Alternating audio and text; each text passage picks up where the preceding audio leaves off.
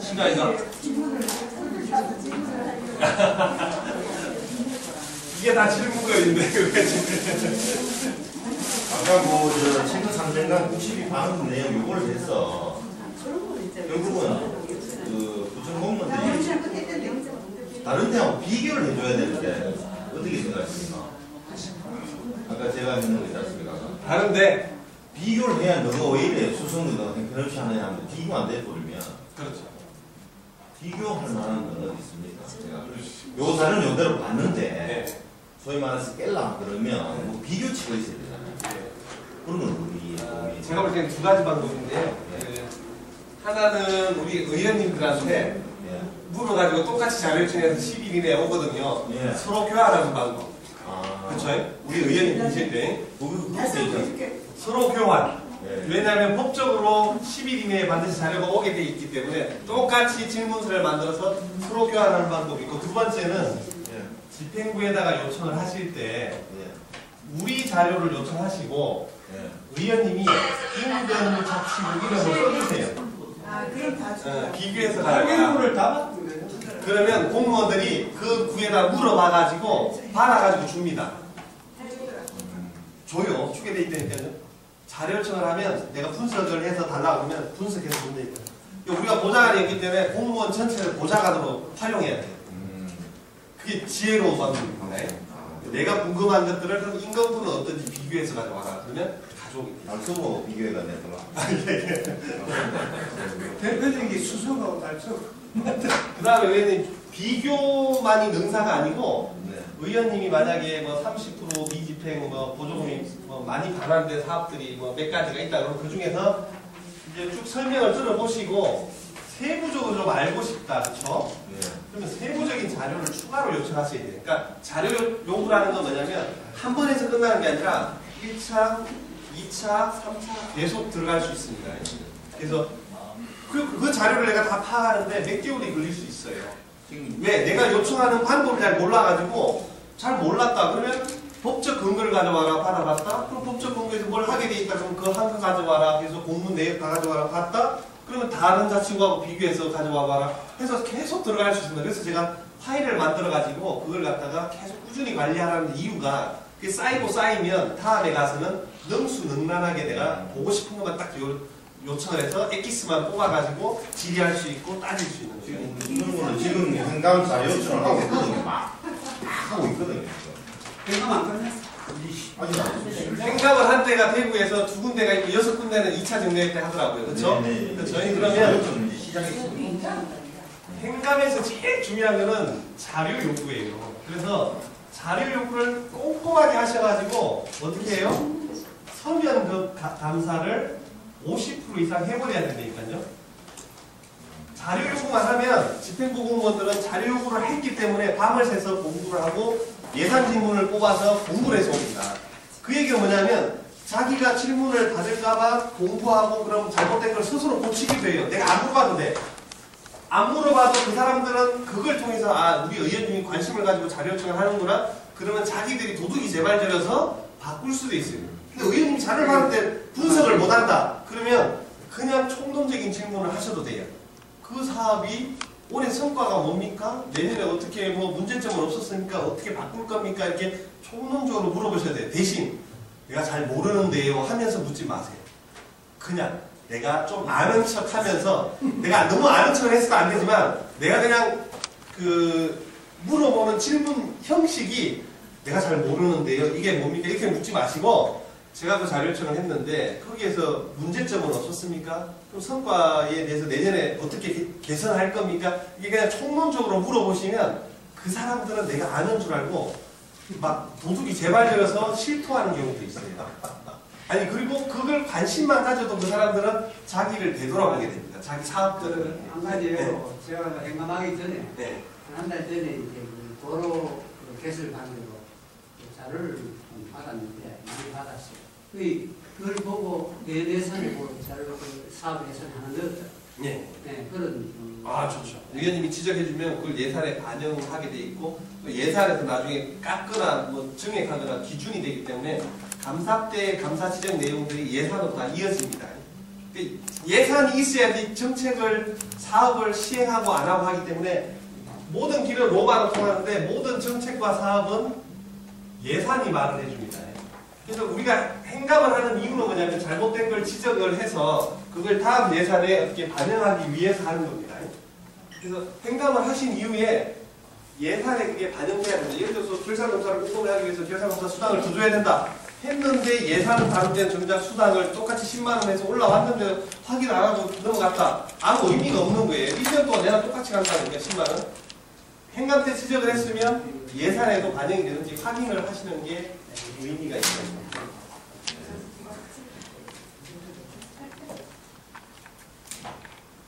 자료 요청 예시까지 제가 넣어놨을 거예요. 그런 걸 보고 꾸준히 하시면 좋고요. 정 안 되시면 최근 3년간 우리 선배 의원들이 자료 요청한 목록을 가져와라 그러면 다 가져옵니다.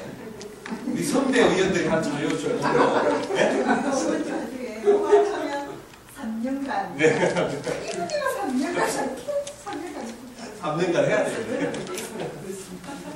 자, 그러면 이 예산서가 보기에는 엄청 두꺼운데 아까 총론이 중요하다 그랬고요. 그러면 이제 총괄표, 일반에게, 특별에게 총괄표가 있고, 그 다음에 이제 강론으로 점점 들어갑니다.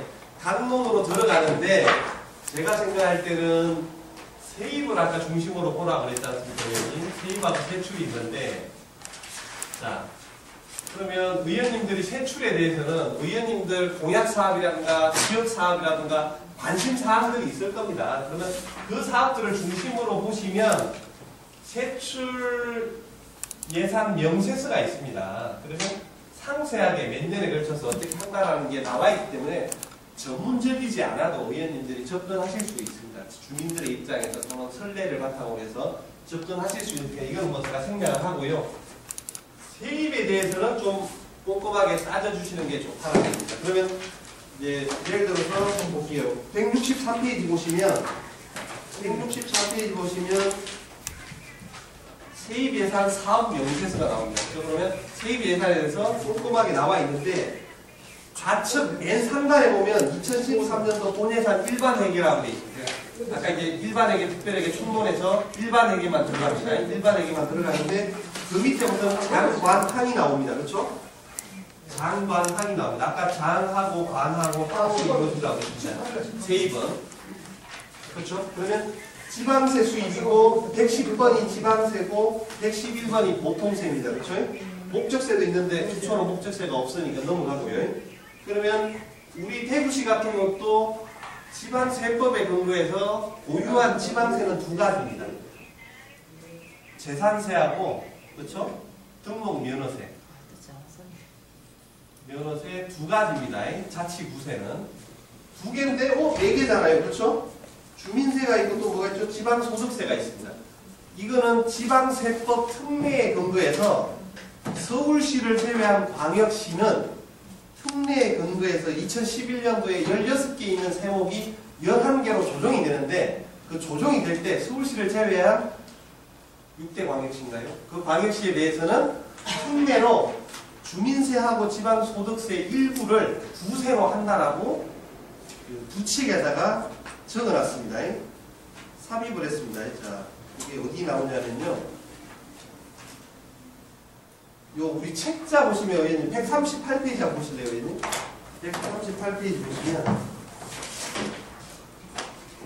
책자 교재 138페이지 맨 상단에 보시면 표 보시면 그 앞에 한번 넘겼다가 뒤로 한번 넘겨보세요. 그럼 앞으로 넘기면 2011년 1월 1일부터 적용됐는데 등록 면허세하고 재산세만 이제 해당이 되는데 밑에 별표를 해서 지방세 기본법 제11조 주민세와 지방소득세의 특례에 따라서 광역시, 바로 열고 특별시인 서울시는 제외 경우에는 지방세법 제7장 3절에 따라 주민세 제3부하고 같은 법 제8장 3절에 따라 지방소득세 종업원부는 제8조 제1항 1호 마목 및 바목에 불구하고 구세로 한다.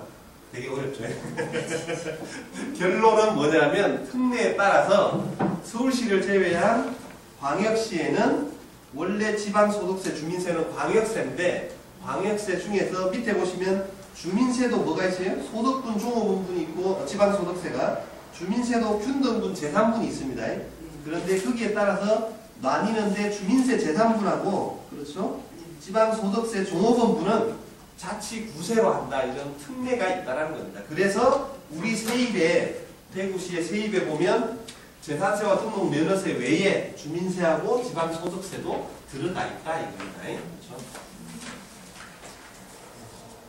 원래 우리 세금은 두 가지인데 특례에 따라서 들어가 있기 때문에 그러면 거기에 보시면 저 지방세가 이렇습니다. 전년도 예산액이 767억입니다. 그렇죠, 의원님? 전년도. 그 표에 보면 예산액이 있고 그 다음에 전년도가 있죠. 예산액은 세입에 보면 163페이지 봅니다. 우리가 지금 163페이지 예산서. 그러면 예산서 예산액이 같이 보시면 163페이지.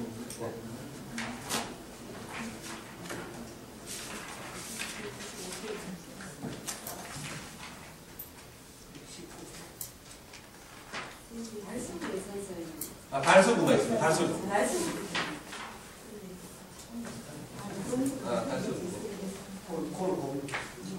의원님들 보시면 예산서는 이렇게 되어 있습니다. 제가 지난번에 설명했지만, 자, 이렇게 계속 이렇게 나갑니다. 그렇죠? 이게 부서가 되고요. 그렇죠? 이게 장이 되고, 이게 장관, 항, 뭐 이렇게 나갑니다. 예. 이렇게 계속 내려갑니다. 예. 이렇게 내려가는데 보시면 거기에 보시면 지방세가 있습니다. 그렇죠? 지방세가 있는데 지방세 총액이 846억입니다. 그렇죠? 846억인데 지난 연도는 얼마예요? 767억입니다. 그렇죠? 지난 연도는 그러면 2012년을 얘기하고요. 예산액은 뭐냐면 2013년도를 얘기합니다. 그렇죠, 의원님? 네. 그러면 일단 의원님들 예산서를 보실 때 세입에 대해서는 지방세가 늘었네? 그렇죠? 지방세가 늘었는데 꽤 늘었어요. 그러면 여기 보면 비교 정답이 있습니다. 그러면 78억이 늘었어요.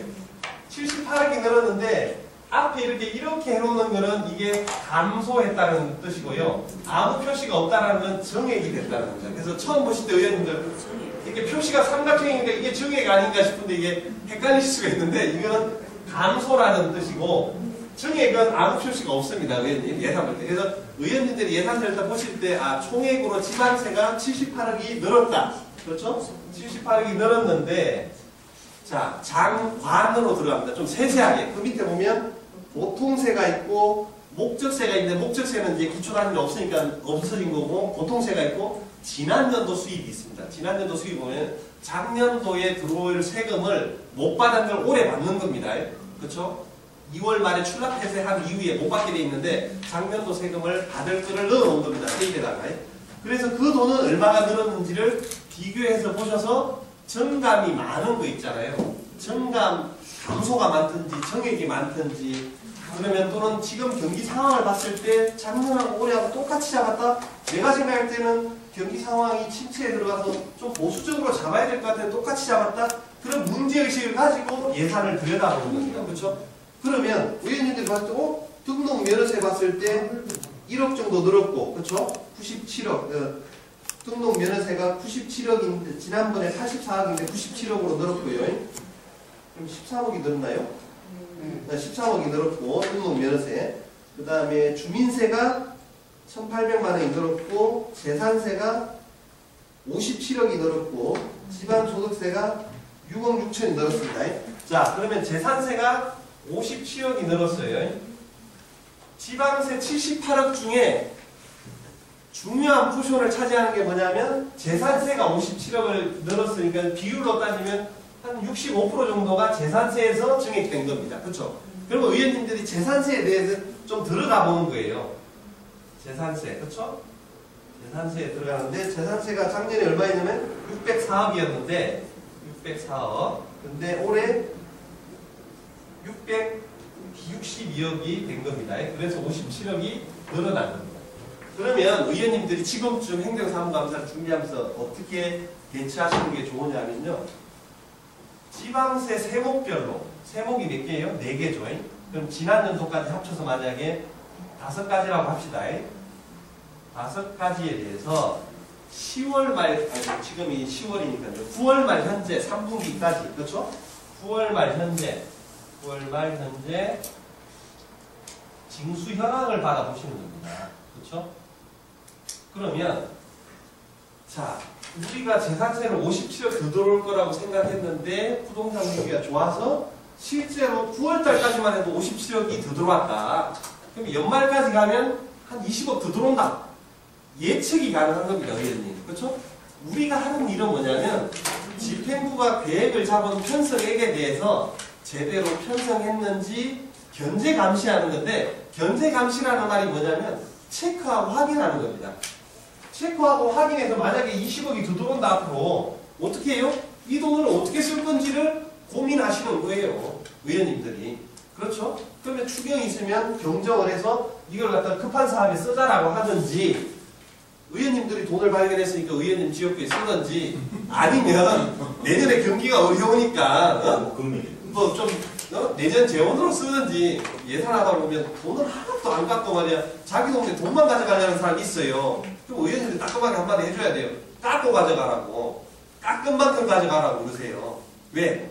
예산이라는 건 뭐냐면 한정되어 있기 때문에 예산을 좀 우선순위가 처지는 사업들을 조정해서 그걸 자기 사업으로 가져가든지, 아니면 이 기준을 정확히 잘 잡아가지고 뭐 예산을 더 발굴해낸다든지 해서 뭔가 좀 근거를 만들어서 자기 돈을 가져가야 되는데, 돈은 따져봤더니 기준액이 너무 과하게 잡혀가지고 내년에 좀 덜 들어올 건데 돈부터 가져가려고 그러면 이건 좀 안 맞는 거 아닙니까? 건전재정 원칙에 안 맞기 때문에 의원님들 이렇게 보시면, 의원님들 우리 적어도 새정치 의원님들은 이 세입에 대해서 꼼꼼하게 따져서 돈이 얼마가 남는지를 아시고 가져가려고 해야지, 이게 무슨 뭐 내년에 적자인지 흑자인지도 모르고 돈부터 가져가려고 하면 안 된다 이겁니다. 왜? 우리는 공인으로서 우리 자치구의 재정 살림을 견제 감시하는 사람으로서 알면서 도둑질을 하든지 가져가든지 해야지, 모르면서 해서는 안 된다는 겁니다.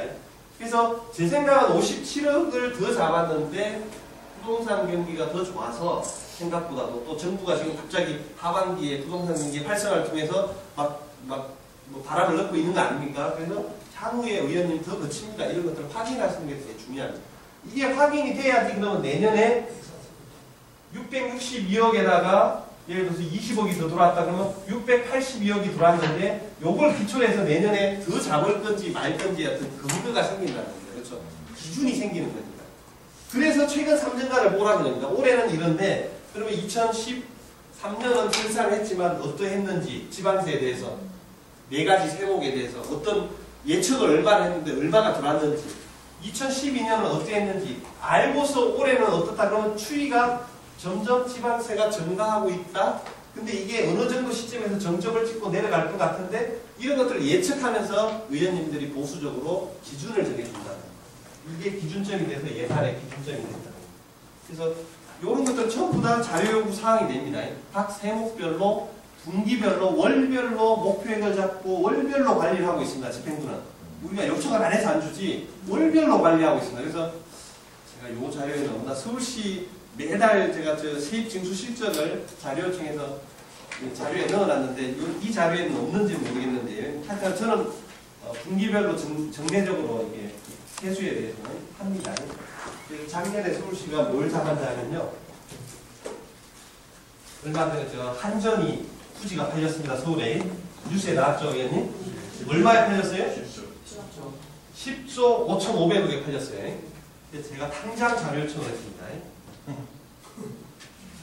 10조 5,500억에 팔렸는데 서울시 세금 얼마 들어오냐 궁금하잖아요. 10조가 팔렸는데 이 땅의 40%를 기부채 납하게 돼 있어요. 그럼 이 기부채 납 방식이 여러 가지가 있답니다. 돈으로 주는 방법, 땅으로 주는 방법. 근데 당연히 현대는 땅으로 안 주고 싶고 돈으로 대충 주고 떼우고 싶어 하는 거예요. 그렇죠? 그래서 내가 그럼 세금은 얼마나 들어오냐 했더니 세금을 가져왔어요. 한 뭐 1조 원 정도 순수하게 세금만 들어오고, 이 땅으로 했을 경우에는 땅을 만약에 환산하면 4조 원까지 들어온다고 그래요. 예측액이. 그럼 이게 언제부터 들어오냐 그랬더니 계약일로부터 뭐 해서 내년 뭐 7, 8월에 뭐 이렇게 들어온대요. 마감 시점에.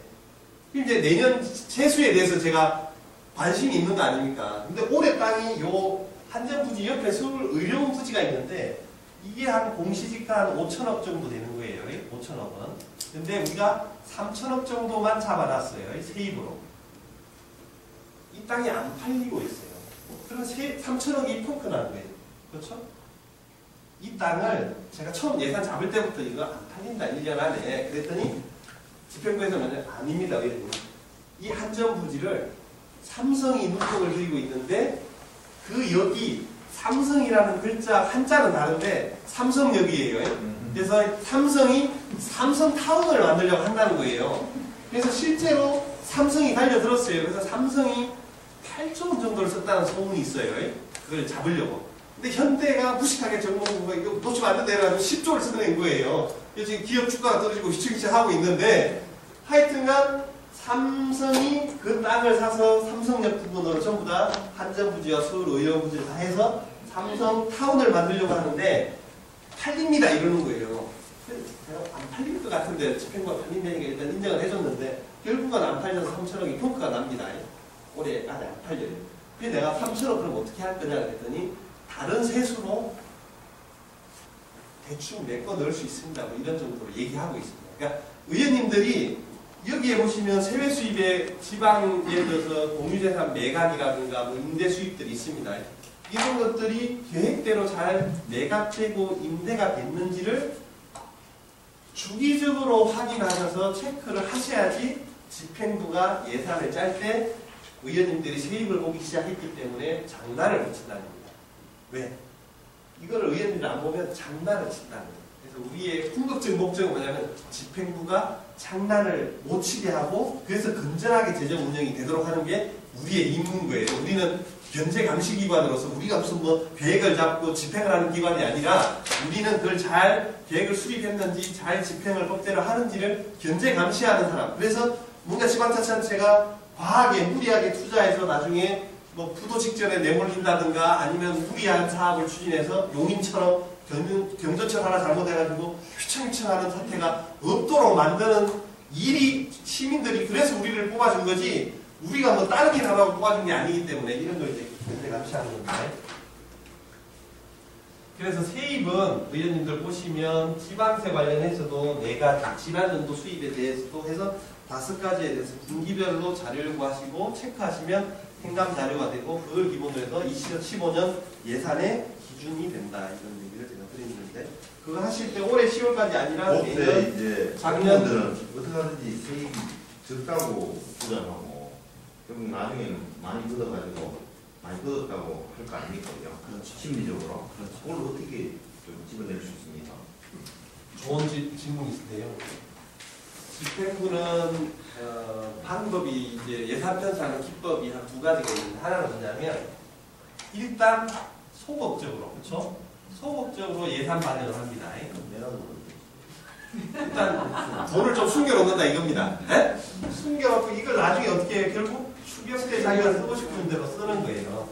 근데 2번째 방법은 뭐냐면 적극적인 방법도 있어요. 돈이 별로 들어오지도 않는데 일단 쓸 돈부터 생각하고 세입을 좀 부풀려가지고 네?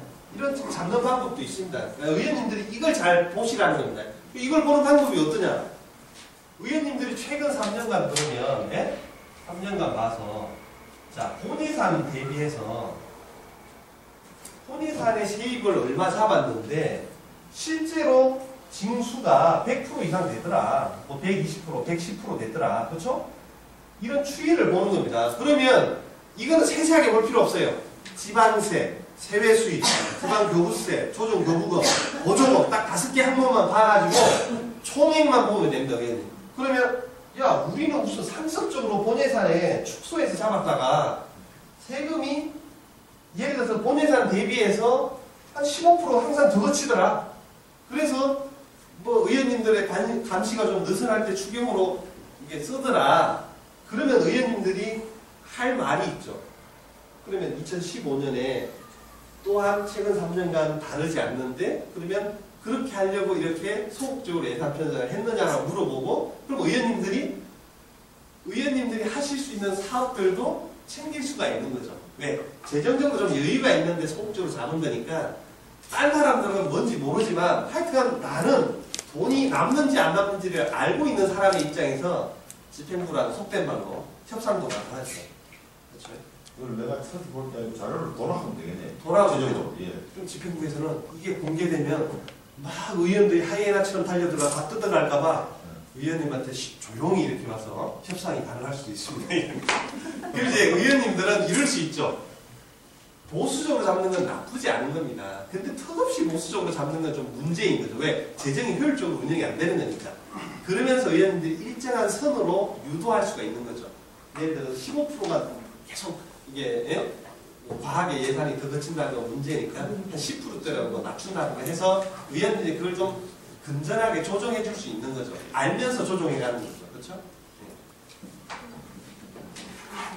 근데 너무 적극적으로 잡으면 또 안 되죠, 사실은. 예? 추경이라는 게 나중에 돈이 펑크가 나면 안 되는 거니까요.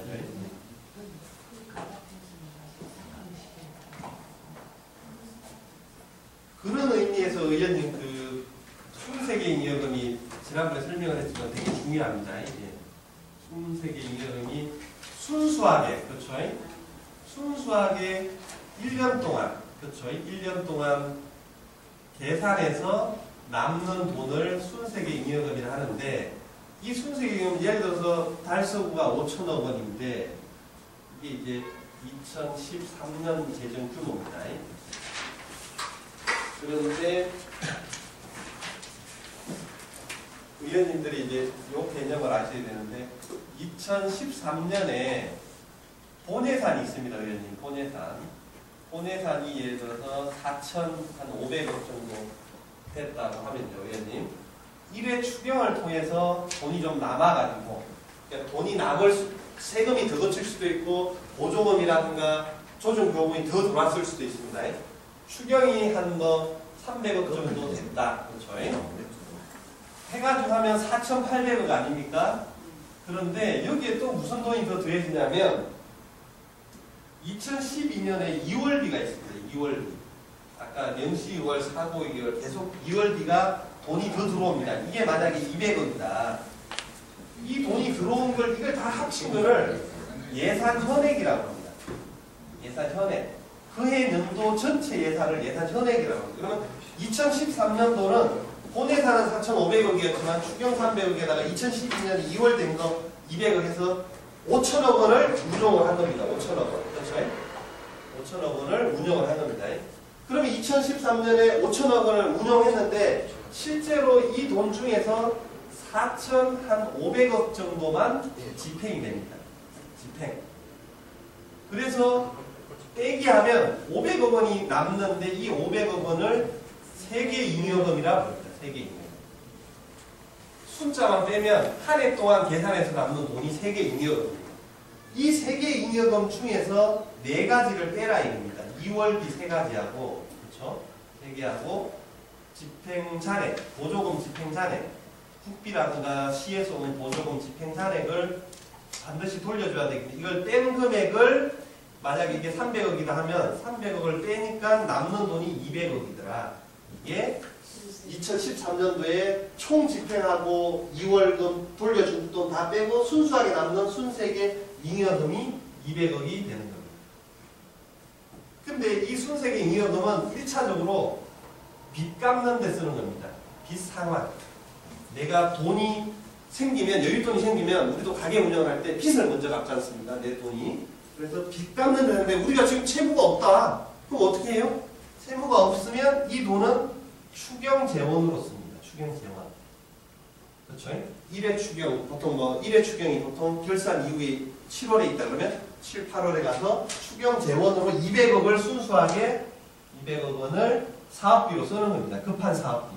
예를 들어 추경이라는 건 추가하고 경정하는 건데 본예산에 생각 못했던 사업들 해야 되겠다 그러면 200억이 재원이 돼서 쓰는 겁니다. 그런데 이 200억을 반영하는 방법이 서울시 같은 경우는 제로로 반영합니다. 이게 이제 2013년도 순세계 잉여금인데 다음 연도 예산에 2014년 예산에 반영을 하는데 서울시 같은 경우는 반영을 안 한다 이겁니다. 돈이 얼마나 남든지 미리 꽃감 빼먹듯이 미리 빼먹지 않고 그냥 없던 것으로 생각하고 세입으로 잡는다 이겁니다. 근데 많은 자치단체들이 당장 내가 들어올 돈이 없기 때문에 이걸 미리 반영하는 겁니다. 선반영. 선반영인데 이 선반영도 보수적으로 하면 좋습니다. 보수적. 무슨 말이냐면 200억이 남는데 한 100억 정도 잡아주는 거는 나쁘지 않다라는 겁니다. 그런데 돈이 없는데도 200억밖에 안 남는데도 내년에 쓸 돈은 많고 돈이 안 들어오니까 이걸 갖다가 적극적으로 반영을 해서 한 250억이나 300억을 잡으면 안 된다는 겁니다. 그렇죠? 왜? 200억밖에 안 남는데 돈이 250억, 300억 들어온다고 뻥을 치면 안 된다 이겁니다. 의원님들이 막아줘야 될 거는 요걸 막는 겁니다. 그렇죠? 요걸 막는 방법은 2013년도에 얼마가 남는지 알 수 있다 이거. 예를 들어서 2015년 예산을 다루면 2014년에 올해 연말까지 지금 다 집행은 안 됐지만 내년도에 집행부가 선반영을 해서 옵니다. 이 반영 비율을 의원님들이 서울시처럼 제로로 하든지 아니면 반영을 하는데 정책적으로 의원님들이 기준을 정해주라 이겁니다. 정책 기준. 어떻게? 20%만 반영해라, 50%만 반영해라, 어떤 기준을 정해주라 이겁니다. 예측 가능하게. 그러면 이걸 따져주기 시작하면 집행부에서 이제는 예산 잡을 때 장난을 안 친다는 겁니다. 이걸 가지고 장난을 많이 치거든, 고무줄처럼. 왜? 의원님들이 만약에 2015년 예산을 다루는데 2014년 지금 끝나지도 않았는데 얼마가 남을지 아무도 안 따져주면 2015년에 미리 반영을 지 마음대로 하더라 이겁니다. 자기들 마음대로. 그런데 2014년에 지금 끝나지 않았지만 올해 9월까지 만약에 4,500억 예산 중에서 달서구에 9월까지 집행액이 한 3,800억 되고 10월, 11월, 12월 석 달 동안 한 200억 더 써서 4,500억 중에서 4,000억을 집행한다. 그러면 예년처럼 500억이 남는다. 그 중에서 2월비가 세 가지가 얼마 정도 몇 건에 남는다. 보조금 집행자액은 얼마가 남는다. 다 나옵니다. 알고 있어요. 집행부는. 예산을 다룰 때 2014년도, 2015년 예산을 다룰 때 2014년에 집행자액이 순세계임금이 얼마가 될지는 집행부는 99% 알고 있습니다. 알고 있기 때문에 그걸 따져주면 의원님들이 항상 우리는 예산을 반영할 때 20% 정도만 잡아주고 나머지 80%는 추경 재원으로 쓰자. 어떤 정책적 기준을 정해주라고 합니다. 서울시 같은 경우는 채무가 많기 때문에 어떻게 하냐면 감채기금 조례가 있습니다. 감채기금 조례가 있어서 제로로 반영하고 돈이 남으면 순세계임금이 남으면 무조건 거기에 50%를 감채기금에 적립을 해서 그러니까 50%로 무조건 빚 갚는데 적립을 해서 이자가 센 걸 먼저 갚습니다. 서울시는. 근데 만약에 기초단체는 채무가 없기 때문에 감채기금 조례는 없을 텐데 감채기금 조례가 없더라도 선반영을 할 것인지 서울시처럼 제로를 할 것인지 정책적 판단이 필요하고 선반영을 할 수밖에 없다면 이건 비율을 좀 정해주는 게 좋다. 이런 겁니다. 제 얘기.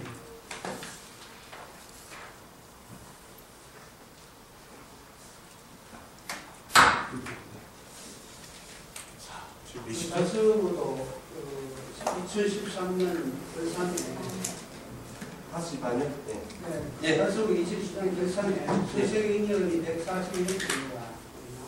이게 좀 가다. 결산 결과 141억이 남았어요. 네. 그러면 예산에 얼마가 반영됐어요? 예산이 전체적으로 약 한 5천억 되었습니다. 아니, 제 얘기는 순세계 잉여금이 2013년 결산 결과 141억이 남았는데 이걸 갖다가 작년도에 예산 나눌 때 2014년에 미리 예산으로 잡아놨어요. 잉여금으로. 잉여금으로 700건에 보면 오전 수입 및 내부 거래 잉여금, 순세계 잉여금 미리 반영을 했는데 이게 141억보다 적어야 된다. 그래서 제가 볼 때는 예를 들어서 80억을 잡아놨다. 그러면 나머지 61억을 추경 재원으로 쓴 겁니다. 근데 이게 80억을 잡아놓지 않고 만약에 150억을 더 잡았다. 말이 안 된다는 얘기입니다. 왜? 141억밖에 안 나오는데 미리 많이 잡아놓으면 안 된다는 얘기입니다. 그래서 결산 결과와 예산서를 항상 비교해야 됩니다. 2013년 결산 결과와 2014년 예산서를 세 개 잉여금을 같이 비교해야지 덜 잡았는지 많이 잡았는지 알 수 있습니다. 예산서가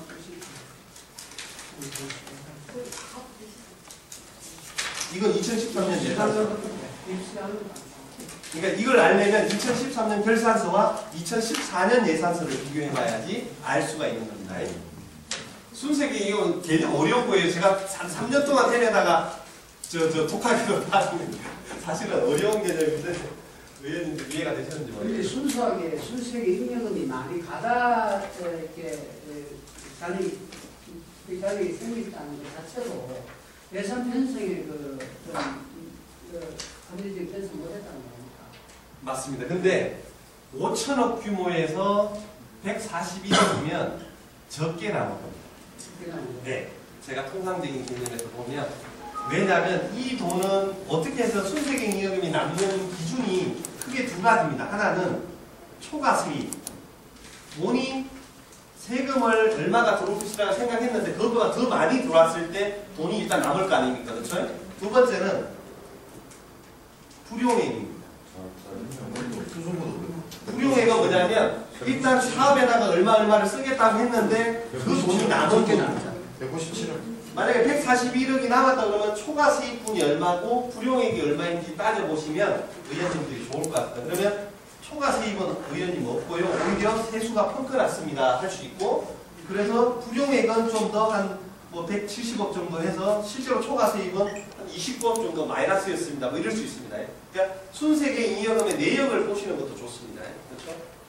세금이 더 돌아서 남았을 수도 있고 불용액이 많아서 남았을 수도 있는데 실질적으로 우리가 신이 아닌 이상 사업이 수천 가지인데 조금씩 누수리돈이 남습니다. 사업이 변경되거나 취소되거나 남을 수가 있습니다. 그래서 5천억에서 141억이면 많이 남은 것은 아니라고. 수고가 잘한다.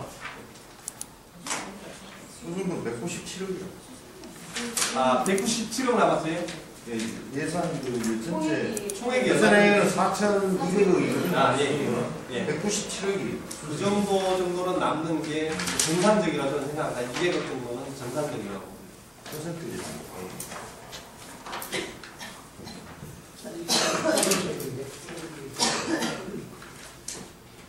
자, 의원님 그러면 하나만 더 볼게요. 아까 지방교부세 했고 보조금도 좀 했으니까 세외 수입 보시면요, 의원님 한번 볼게요.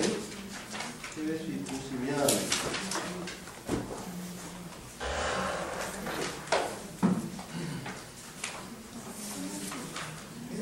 (166페이지) 한번 볼게요, 의원님. 예를 들어서 166페이지. 자, 166페이지 보시면 의원님 중간에 보면 위생과 나오는데 위생과 나와요, 의원님? 네. 위생과 찾으셨죠? 그럼 전년도 얼마예요, 세입이? 위생과 전년도 세입이 5,978만 원, 그렇죠? 자, 전년도 5,978만 원. 그러면 올해 얼마예요? 예산액이? 5,978만 원. 똑같죠?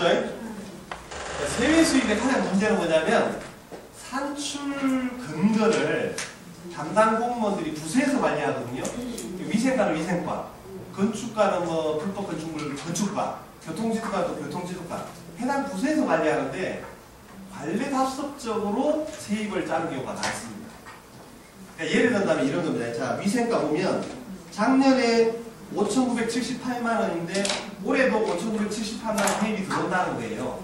그러면 의원님들이 예산 심사하시면서 어떻게 물어봐야 되냐면 세외 수입이 전년도와 올해 똑같이 변동 없이 똑같이 편성된 부서를 보시고 왜 똑같은지를 물어보는 거예요. 그러면 작년도에 5,978만 원이 들어와서 올해 5,978만 원 잡은 부서가 있을 거고 작년도에 예산은 5,978만 원 잡았는데 징수가 5,978만 딱 들어왔을까요? 안 들어왔어요. 예측이 그런데 이게 많이 들어오면 많이 들어오고 적게 들어오면 적게 들어오지 딱 5,978만 원 들어온 부서가 있겠어요? 없죠. 그러면 작년의 실적을 보는 겁니다. 부서별로. 그러면 실질적으로 위생과 보면 위생업소 신규 등록 수수료, 승계 및 변경 수수료, 면허증 수수료 해서 건수까지 다 나와 있어요. 2,500건, 300건 해가지고. 그래서 산출 수수료 똑같으니까 금액이 똑같다는 얘기죠. 그렇죠? 그러면 경기가 이게 자영업이 끊기고 있는지 화랑인지 그리고 장사가 잘 돼가지고 말이야 달서에 장사가 더 잘 되면 건수가 늘어서 좀 늘어날 거고 경기가 좀 뭐 침체돼가지고 줄면 더 줄어들 텐데 이걸 좀 산출 기초도 조금 과학적으로 가져와야지 관례답습적으로 가져오는 경향들이 세외 수입에서는 유독 많다는 겁니다. 그래서 의원님들 이런 것들은 예산 심의하실 때 세외 수입에서 부서별로 전년도와 동일하게 편성해온 부서 내역을 보시고 그러면 전년도의 예산은 얼마였는데 실제로 징수는 얼마 됐느냐 물어보시는 거예요. 그러면 위생과의 작년에 세외 수입이 5,978만이 들어왔습니까? 물어보면 아닙니다. 의원님 더 들어왔든지 덜 들어왔든지 그러면 그 이유가 뭔지를 파악하셔서 더 들어왔다 그러면 올해 추이는 그러면 더 잡아야 되는 건지 아니면 뭐 그냥 작년치로 잡아야 되는지 덜 들어왔다 그러면 계속 또 자영업이 망하고 있고 안 된다 그러면 덜 잡아야 되겠죠. 그러니까 이런 것들이 이제 의원님들이 꼼꼼하게 좀 따져주실 거죠. 이런 것들도 감사 때 의원님들 어떻게 하시냐면 최근 3년간 그렇죠? 이거는 뭐 자동입니다. 최근 5년간도 가능한데 제가 많이 봐줘서 집행부를 최근 3년간으로 하는 건데 최근 3년간 세외 수입 관련해서 그렇죠? 세외 수입 관련 예산 대비해서 그렇죠? 예산 대비 징수율이 80% 이하인 거 그렇죠? 또는 뭐 미징수율이 미징수 금액이 미징수율이 뭐 20%나 30% 이상인 거 이런 거 되겠죠? 그런 것들을 보시면 세외 수입도 부서별로 워낙 많아서 뭐 도서관 사용료, 뭐 체육관 사용료, 쓰레기 수수료, 뭐 건축, 뭐 불법 건축물, 뭐 과태료, 뭐 엄청나게 많아요. 이걸 의원님들이 다 보시기는 어렵지만 감사 때 최근 3년간 세외 수입 관련해서 가로 열고 부서별 해가지고 예산 대비해서 징수율이 80% 이하인 것들을 가져와봐라 그러면 의원님들이 알 수 있잖아요. 아니면 프로 만들어 오라 그러면 의원님들이 쉽게 볼 수 있죠. 그러면 그걸 지적해서 내년도 예산에 그렇게 관례답습적으로 예산 채워오면 안 된다라고 한마디 던져 놓으시면 집행부가 이제 예산 편성할 때 좀 꼼꼼하게 뭐 좀 막 비상 걸어가지고 하겠죠? 그래서 의원님들 실제로는 예산 심사 때 확인하셔야죠. 그렇죠? 예산 심사 때 내가 그 감사 때 지적했는데 그렇게 잘 부서별로 특명을 내려서 예산 부서에서 특명을 내려서 뭔가 산출 기초를 화학적으로 해왔느냐 편성을 이런 거 이제 물어보시는 거죠. 의원님들이. 그렇죠? 세배 수입은 워낙 많아가지고 이 중에서 예를 들어서 아까 제가 얘기했듯이 서울시처럼 동일재산 매각이라든가 그렇죠? 매각이라든가 또는 임대 수입들도 있습니다. 이런 것들이 차질 없이 됐는지 매각이 됐고 또 임대가 됐는지 공실은 없는지 임대가 안 돼가지고 공실이 돼가지고 임대 수입을 세입으로 안 적는 경우도 많이 있거든요. 그래서 그런 거 제가 이렇게 들어오는데 대구시는 건물은 많은데 유동인구가 좀 적은 것 같아요. 요금을 적어서 활기가 없죠. 활기가. 활기가 없으면서 내가 건물들은 다 막 크게 지어놨는데 내가 이렇게 뒷골목으로 또 와봤거든요. 근데 조용하더라고요. 야, 이 건물들은 삐까뻔쩍하게 지어놨는데 이거 타산이 맞나 이런 생각도 들고 좀 제가 이게 오다가 좀 걱정했어요. 자, 세외 수입. 그래서 세입에 대해서는 위원님들이 좀 꼼꼼하게 보실 수 있을 것 같습니다. 한두 가지 질문 받고 시간이 다 돼서 마무리해야 되죠. 혹시 뭐 그냥 세금하고 한번 질문해봅시다. 네? 말고 예. 그러니까 이제 이해가 경제 감시 기능인데 어디? 우리 이해가 경제 감시 의회가 경제 감시. 그리고 이제 국회의원들 보좌관도 마찬가지예요. 그렇죠. 그럼 우리는 이제 이해 직원들이 이제 지금 말해서 이제 상세장이 임명하거든요. 그렇죠. 그리고 최소한 우리가 이제 전문위원 정도는 특채에서 뭐 이제 무슨 공을 당연히 있죠. 의회에서 안 해서 못 되지. 그거 지난번에 제가 달서부에 지금 의원이 몇 분이에요? 24, 24분인데 직원이 몇 명이에요? 21명. 정원은 21명인데 현재 있는 현원은 20명이더라고요. 제가 가리를 많이 다녔는데 의원 숫자보다 직원이 적은 데나 처음 봐요. 이거 심각한 문제예요. 대구가 공통적으로 그런지는 모르겠는데 도봉구에 의원이 몇 명이냐 14명이에요. 직원이 몇 명이에요? 28명이에요. 서울시의회가 106명이에요, 의원님. 직원이 265명인데 이번에 박원순 시장하고 협의를 해서 계약직 락급을 50명을 더 채용합니다. 그 다음에 입법조사관 6급짜리를 10명 더 하고 거기다 플러스 알파해서 하여튼간 한 70명 정도를 더 공무원을 충당합니다. 제가 아까 얘기했잖아요. 위원님. 공무원 의회 사무처 직원들을 우리는 유일하게 개인 보좌관을 쓸 수 없기 때문에 유일하게 사무국 또는 사무과죠. 사무국, 사무처, 사무과인데 인원수에 따라서 다릅니다. 방역은 다 사무처고요. 그러면 이 사무국 직원 중에서 기능이 두 가지가 있습니다. 의원님들을 지원하는 인력이 있고요. 지원 인력, 보좌 인력이 있습니다. 냉정하게 보면 지원 인력은 뭐냐면 의정팀, 의사팀, 홍보팀 이런 겁니다. 보좌 인력은 전문위원이에요. 우리는 전문 보좌관이 없기 때문에 합법적인 테두리는 뭐냐면 의회 사무국 내에 보좌 인력을 전문위원실 기능을 강화하는 겁니다. 그러면 의원님, 의원 숫자가 24명이면 제가 또 자료에도 있습니다. 지방자치단체의 행정기구와 정원에 관한 규정이 있어요. 그게 어려워요. 많이 길어요. 그게 보면 25명 이하일 때는 그렇죠? 그러면 20명 이하일 때 이렇게 계속 기준이 있어요. 15명 이하일 때 기준에 따라서 규정으로 전문위원 숫자를 정합니다. 15명 이하일 때 5급 2명, 6급 하나. 20명 이하일 때 5급 2명, 6급 2명. 25명 이하일 때 몇 명이에요? 5급 3명, 6급 2명. 5명의 전문위원을 합법적으로 둘 수 있고 이 전문위원 숫자가 위원회 숫자입니다. 전문위원 숫자가 위원회 숫자예요. 위원회 거. 그래서 위원회 조례를 만듭니다. 의원님들 그 의회에 보면 위원회 조례가 있어요. 위원회 조례에 위원회 수를 달서구는 5개를 만들 수 있어서 5개의 위원장이 나올 수 있습니다. 의장을 빼면 23명이 위원회에 들어가는데 그러면 5, 6명씩 해서 위원회가 5개 위원회가 만들어질 수 있습니다. 그러면 5개 위원회가 만들어질 수 있는데 지금 몇 개 위원회? 4개? 3개? 3개예요? 운영위원회 포함해서 4개. 그렇죠. 운영이 포함해서 5개를 만들 수 있는데 운영이 포함해서 지금 4개니까 5개까지도 가능하다는 겁니다.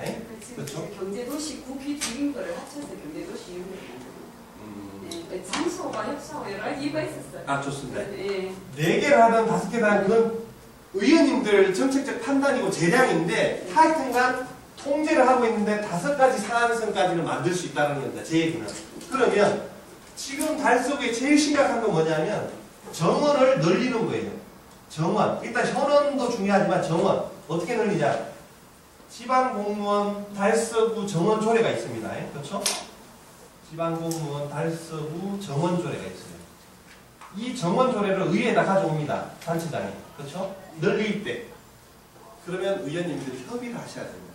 그러니까 여야를 떠나서 협의를 하셔서 여기 지방공무원에는 달서구청은 공무원이 1238명이고 의회는 예를 들어서 21명이다 이렇게 정합니다. 이걸 함부로 통과시켜주지 마시고 무슨 소리냐. 이거 야 서울시를 봐도 야 25개 아니면 전국 245개 지방의회 비교해봐도 달서구가 제일 창피하다.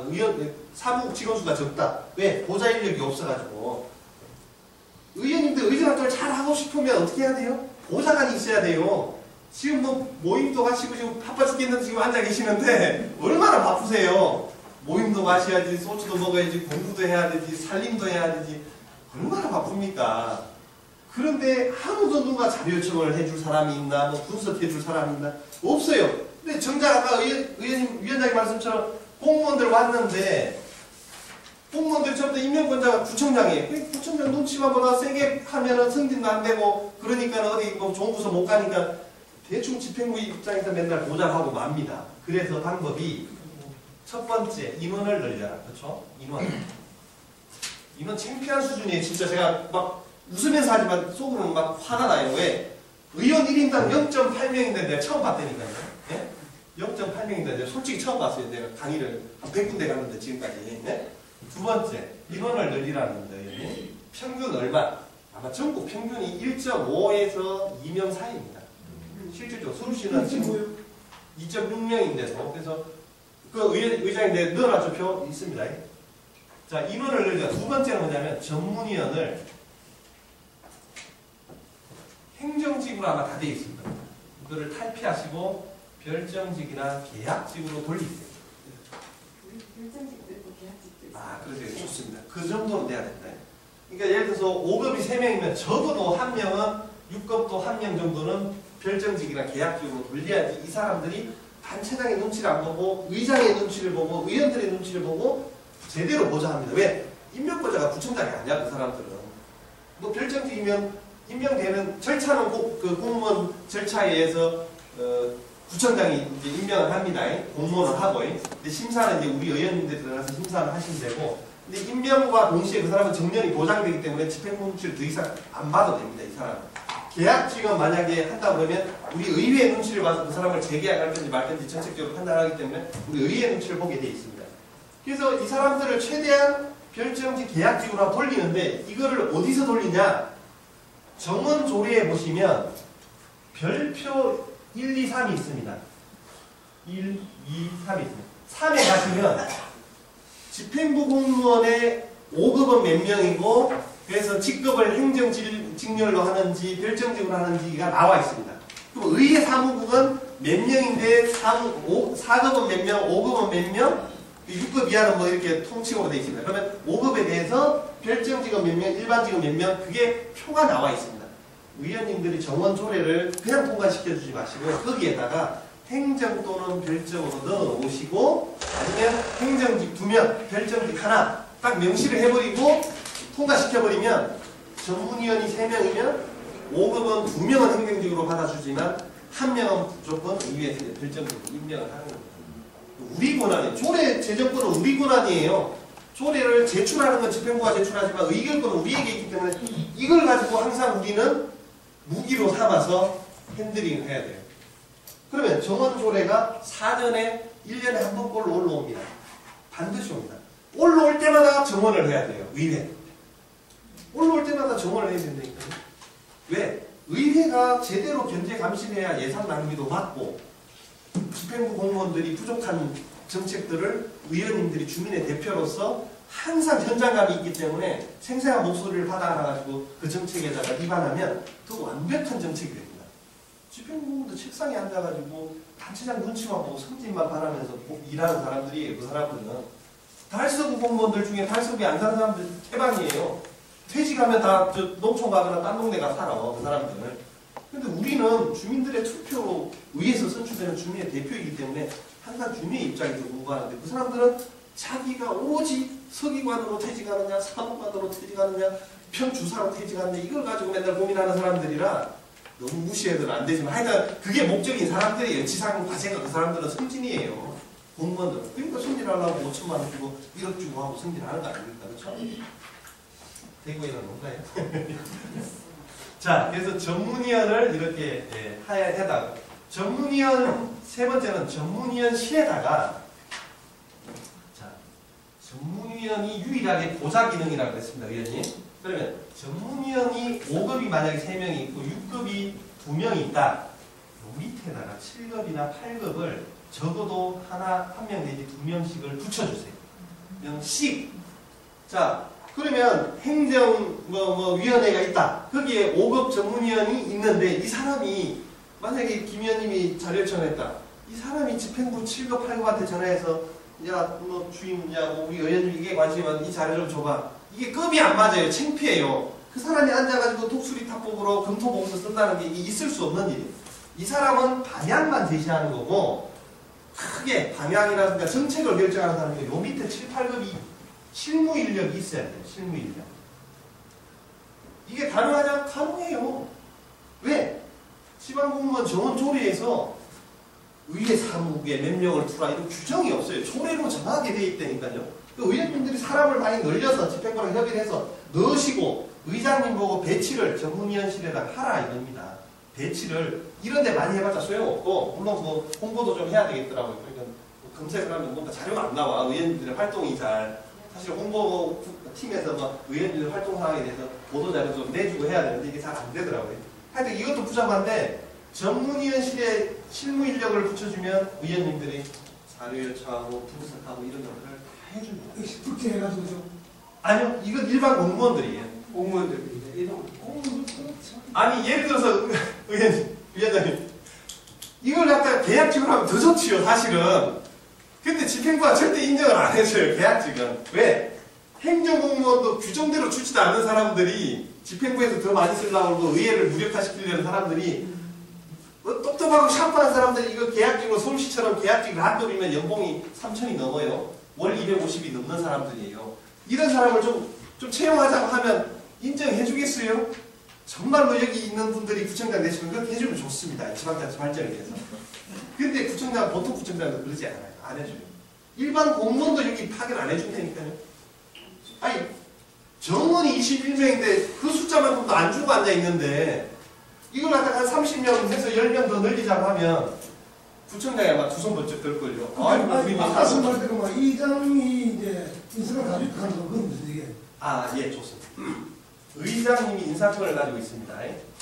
의장님이 어떤 인사권을 가지고 있냐면 지방자치법이 최근 한 7, 8년 전에 개정이 돼서 별정직, 계약직에 대해서는 인사권을 가지고 있는데 이 인사권도 온전한 인사권이 아니라 채용 절차는 인사위원회를 거쳐야 돼요.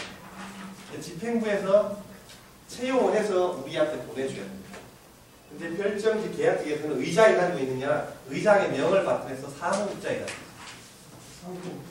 근데 의회 사무국장은 의장의 추천에 의해서 임명하게 되어 있습니다. 그래서 예전에 서울의 은평구 의회 최준호 의장이라고 있었는데 이 양반이 옛날에 한나라당이었는데 구청장은 뭐 노절용인가 한나라당이었지. 근데 이 구청장이랑 같은 당인데도 사이가 안 좋아가지고 구청장이 사무국장을 임명할 때 자기랑 협의를 안 하고 임명을 한 거예요. 보통은 사실은 의장이 추천해서 구청장이 임명해서 타견해야 되는데 사실은 의장이 추천도 아니고 협의라도 해줘야 되는데 협의도 안 하고 이제 그냥 내리 꽂은 거예요. 그러니까는 이 의장이 기분이 나빠가지고 사무국장실을 이렇게 X자로 못을 박았어요. 출입을 못하게. 사무국장 출근하지 말라고. 자기의 추천 동의도 안 받았고 사전 협의가 없었다.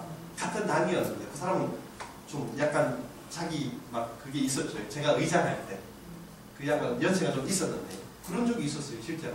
노재동 구청장이 깜짝 놀래가지고 근데 실제로 다 그랬는데요. 대구는 다 그랬다고 그냥. 대구는 무조건 내리 꽂잖아요. 네. 그러면 안 된다는 거예요. 왜? 지방자치법에 의장의 추천에 의해서 임명하게 술자리에서 되잖아요. 한다니까 얘들. 아, 술자리에서 할 수도 있겠지. 얘들은 다 술자리에서 해. 쌤 애들은. 근데 실제로 뭐 안 하고도 하는데 의장님들이 그냥 뭐 넘어가시는 분도 있을 수 있어요. 그러면 별정직금 계약직은 인사면 거치게 되면 네. 사무국장이 임명하는 가치 됩니까?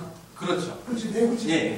인사위원회 계속 사무국장 임명을 하는데 실질적으로 우리 서울시의 같은 거 어떻게 하냐면 심사위원회 들어갈 때 채용 심사를 들어갈 때 우리 전문위원이라든가 우리 이제 위원장이 들어가서 채용을 합니다. 그러면 이제 우리 입김에 맞는 우리 정세에 맞는 사람을 실제로 채용을 하고 절차만 집행부가 거쳐주는 거예요. 제가 이제 동부에는 청년한테 내가 비밀을 얘기했거든요. 네. 진짜 빨리 가려면 이렇게 해라. 네. 안 하면 명년 내가 이제 하리다. 오늘까지 이제 주가 이렇게 하고 있어. 이게 고쳐야 돼. 이거는 여야를 떠나서 의원님들이 힘을 합치셔야 되는 얘기예요. 왜냐면 이거 뭐 새누리당이라고 해서 만들고 있는 거 아니에요. 네. 이건 제가 우스개 말로 기초의원은 보좌관 출신이나 비서관 출신이 해야만이 기초의원을 할 수 있어요. 그냥 우리 같은 사람은 이거 완전 이거는 몇 년 동안 이거 지금 그러다가 그냥 끝나는 거라. 의원님, 그래서 제가 왔잖아요. 진짜. 저도 총선 때 몇 년 해외했다니까. 그 심정을 제가 너무 안타까워요. 그러니까 시의원이나 부의원은 국회의원은 금방 들어가도 뭐 정치 계속 줄이라고 말을 잘하대. 국회의원들은 써준 대로 있으면 됩니다. 지리서가 있어요. 지리서가. 우리가 좋고 우리가 그러니까 그런 우리가 무슨 할수 있거든요. 우리가 능력이 더 많아. 너무 불쌍해 진짜. 지방한테 능력이 더 많아야 돼요. 뭐 다른 질이 없으면 아, 예, 의원님. 아, 예. 의원님은 아니고 시작은 조금 자격은 안 되는데 아니 속상해. 예. 국회에서 출근하시는 분들 다들 상당히 농림이라고 말씀을 하시는데 농림은 아니고 실제 영업하는 입장에서 어떻게 보면 또 야당이 여론이 가볍고 근데 이것 중에는 많은 분들이 하셨으니까 그냥 민원성이 예산을 의원님들 예. 사업 예산에 넣을 수 있는 방법이 있습니다. 그렇죠. 예. 그건 이제 의원님의 의정 역량에 따라서 달라지는 건데요. 그걸 하기 위해서 오늘 이렇게 열심히 들어가지고 아, 예. 근제하면서 돈을 좀 요구하면서 이렇게 해야 돼. 이게 맞다, 매일. 의원님, 예산 작업은 1년 내내 이루어집니다. 실질적으로. 예산 작업은. 지방재정법이 개정이 돼서요. 주민참여 예산을 합니다. 주민참여 예산. 그렇죠?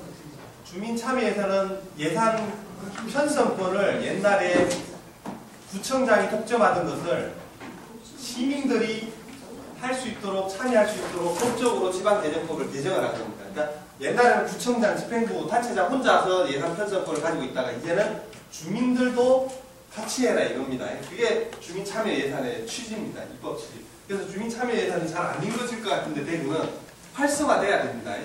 주민자치의 기본은 뭐냐면 주인인 주민이 원하는 세금을 내는 사람이 원하는 사업을 우선적으로 해야 되는 게 맞는 거지 구청장이 원하는 사업을 우선적으로 하는 게 주민자치가 아니거든요. 그런 의미에서는 예산 편성권을 구청장이 아니라 주민들까지 해야 되기 때문에 이 조례가 잘 운영될 수 있도록 견제 감시하는 것도 좋은데요. 이 작업이 이제 홈페이지를 통해서 1년 내내 이루어집니다. 그렇죠? 그러면 집행부서가 대략 8월 말부터 예산 작업을 부서별로 합니다. 그렇죠? 부서별로 해서 이 작업이 한 9월 말까지 끝나면 실질적으로 예산부서에 한 10월 중순경에 다 모일 겁니다. 초중순경에. 그러면 예산부서에서 기획예산과가 됐던 이 사업부서가 예산 올라오는 게 달성 5천억이면 2배 내지 3배 정도의 예산이 올라옵니다. 그럼 한 1조 2천억 정도가 올라왔다 그러면, 그렇죠? 5천억 예산 규모 2~3배가 올라옵니다. 이걸 가지고 5천억이다 그러면 5천억이 세입이 들어올 거다라고 그러면 세입 추계를 정확히 해서 5천억에 맞게끔 세출을 짜는 겁니다. 이때 이제 우선순위를 정하게 되는 거죠. 1조 2천억 사업 요구들이 오는데 계획하에서 우선순위 정하는 이 계획이 뭐냐면 중기지방재정계획이라는 거예요. 중기지방재정, 우리 중장기 5년 동안에 우리 달성구나 수성구나 동구나 서구나 미래 비전이 있을 텐데 그 미래 비전을 먼저 의결을 하고 거기에 근거해서 10억 이상 대규모 투자 사업은 투용자 심사까지 거치고, 그렇죠? 투용자 심사를 거쳐서 예산에 편성하라는 겁니다. 이게 선행입니다. 이게 우선이고요. 그러면 의원님들이 예산을 작업할 때 민원을 예산 작업할 때 어떻게 해야 되냐면 8월 이전부터 적어도 8월부터는 해당 부서랑 대화를 해야 됩니다. 내 공약 사업, 내 민원 사업에 대해서 예산에 반영해라. 이게 우선적으로 해야 된다라고 설득을 하세요. 논리적으로. 그러니까 강제성을 띌 수는 없죠. 대화를 해서 만약에 부서에 들어갔다. 예산부서로 넘어간다. 예산부서에서 1조 2천억 중에서 5천억을 잘라낼 때 이게 우선해야 된다. 잘리지 말아야 된다라고 또 방어를 하셔야 돼요. 2차 방어. 2차 방어에서 의회에 옵니다. 의회에 오면 새누리당이 됐든 우리 새정치민주연합 의원들이 됐든 의원들도 설득을 해서 3차 방어를 해야 돼요. 예산 심의 과정에서 잘리면 안 되니까. 상임위에서 잘리면 안 되고 또 예결에서 잘리면 안 되고 본회의장에서 또 뒤집어지면 안 되고 3차 방어를 여하튼 하셔야 됩니다. 그래서 의결이 되는 겁니다. 그렇죠? 의결이 되면 의결된다고 또 뒷짐지고 앉아있으면 안 돼요. 예산 배정이 돼야 돼요. 예산세는 들어가 있는데 이 예산을 사업부서에 돈을 줘야 돼. 줘서 이게 집행이 돼야 예산 배정을 해야 되기 때문에 항상 집행에 대해서 감시를 해야 돼요. 그래서 의원님들이 주요 사업, 정책 사업, 내 공약 사업에 대해서는 분기별로 자료 요청하라는 이유가 뭐냐면 이런 것들 갖다 예산 들어갔는데 왜 집행 안 하냐, 왜 빨리 안 하냐, 어느 정도 왜 주민들하고 대화나 공청회 안 하냐, 자꾸 체크를 해야지 집행부가 하지. 예산만 넣어놓고 뒷짐지고 있다가 1년 지나가서 예산 심의 때 물어보면 불용됐습니다. 그러면 아무 의미 없는 거예요. 그렇잖아요. 그러면 과정에서 의원님 생각할 때 예산을 넣었지만 좀 문제가 발생했습니다. 그럼 문제가 발생해서 그걸 갖다가 대안을 찾아가지고 보완해서 집행할 생각을 해야 되는데 우리가 확인 안 하면 집행부는 그냥 문제가 생겨서 집행 안 했습니다. 끝나버려. 땡. 그렇죠? 그래서 1년 내내 우리가 이제 자료 요청해서 견제 감시해야 되고 아까 말씀하신 것처럼 주민들의 민원 사항들은 해당 지역 의원님들이 실무부서랑 진짜 7, 8월부터 계속 대화를 하면서 예산에 반영되고 그게 되도록 해야 된다. 물론 이걸 놓쳤다. 지금이라도 예산부서랑 작업을 해야 됩니다. 그 사업이 근거가 있다. 네? 그러면 예산부서에서 의원님 몫으로 추가로 편성되도록 해서 의회에 제출이 돼야 됩니다. 근데 제출이 안 된 상태에서 의회에서 집어넣는다. 개수조정 과정에서 가능할 수 있습니다. 가능할 수 있는데 바람직하지 않다는 게 제 얘기입니다. 예산 자금은 항상 미리 해서 오면 제일 좋습니다. 예를 들어서 의원님 미리 해서 내가 3가지로 온 사람하고 그래서 내가 개수 조정에서 또 2가지를 추가했으면 내가 5가지를 해낼 수 있는데 미리 아무것도 안 했다가 여기서 내가 5가지를 하면 야 혼자서 뭐 돈 다 가져가냐 이러면서 막 안 해줍니다. 그러면 실질적으로 여기서 2가지나 3가지만 반영되면 내가 목표액이 줄어드는 거죠. 이렇게 3가지를 숨겨놨다. 일반 의원들 잘 못 찾습니다. 그렇죠? 그 집행부랑 협의가 된 내용이기 때문에 내가 주장한 거지만 내 사업으로 안 되고 집행부의 사업처럼 일체화돼서 오기 때문에 내가 좀 더 효율적으로 내 지역 예산이라든가 주민 민원을 해소할 수 있는 거죠. 여기까지. 네. 네. 자, 우리 자,